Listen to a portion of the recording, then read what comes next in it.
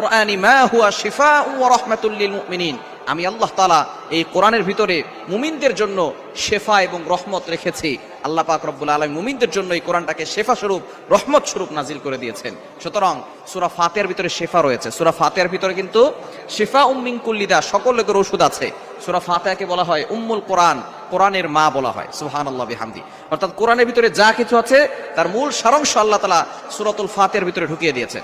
সূরা ফাতিহার ভিতরে অনেক শেফা রয়েছে। এবং তেল খুবই গুরুত্বপূর্ণ একটি বিষয়। আমাদের পেটের ভিতরে অনেক সমস্যা থাকে, অনেকে কুফরি জাদু করে। সুতরাং সূরা ফাতিহার ভিতরে শেফা আছে। আপনি তেলের ভিতরে, আয়ুর্বেদ শাস্ত্র যারা আছে, চিকিৎসা বিজ্ঞান, তারা বলছে তেলের ভিতরে নারকেল তেলটা ব্যবহার করবেন, তাহলে বেশি উপকার পাবেন। এবং অন্যান্য তেল ব্যবহার করতে পারেন, তবে নারিকেল তেলে বেশি উপকার পাওয়া যায়। যদি আপনি নারিকেল তেলের ভিতরে সূরা ফাতিহা 7 বার পরে ফু দিয়ে সেই কিছু তেল, কয়েক ফোঁটা তেল, 2 থেকে 3 ফোঁটা তেল যদি আপনি নাভিতে নিয়ে রাখতে পারেন, 1 নাম্বার আপনার পেট ব্যথা আল্লাহর রহমতে ভালো হয়ে যাবে। সূরা ফাতিহার ভিতরে যে শেফা আছে, এটা যে কত পাওয়ারফুল একটি দোয়া আপনি বুঝতে পারবেন, কোরআনের মুজিজা আপনি জানতে পারবেন।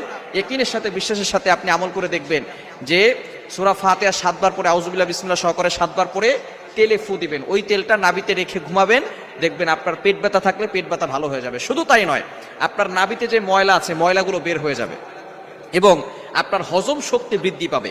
হজম শক্তি, যাদের হজম শক্তি কম, হজম শক্তি যদি কম হয় তাহলে কিন্তু আস্তে আস্তে খাবারগুলো ভিতরে গিয়ে আস্তে আস্তে শরীর কষা হয়ে যায়। শেষ পর্যন্ত কিন্তু পায়খানার রাস্তা দিয়ে অনেকের রক্ত বের হয় এবং পাইলসের সমস্যা হয়ে যায়।